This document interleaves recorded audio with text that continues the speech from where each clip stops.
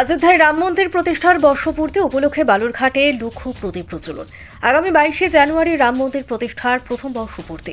সেই উপলক্ষে বালুরঘাটের আত্রেয়ী নদীর সদরঘাটে রাম পূজন যজ্ঞ অনুষ্ঠান এবং সন্ধ্যায় লক্ষ্য প্রদীপ প্রজ্বলন ও সাংস্কৃতিক অনুষ্ঠানের আয়োজন করে বিজেপি।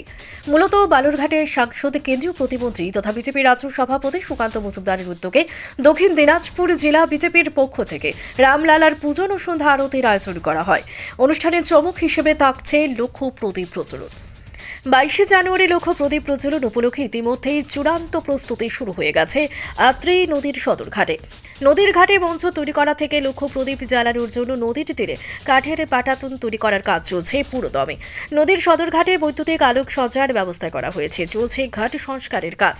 বালুরঘাট শহর সহ জেলার বিভিন্ন স্থানে অনুষ্ঠানের প্রচার ফ্ল্যাক্স টাঙানো হয়েছে। চলছে miking.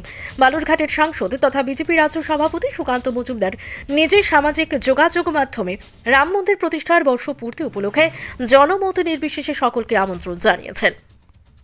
Bureau report, crime press Bengal news.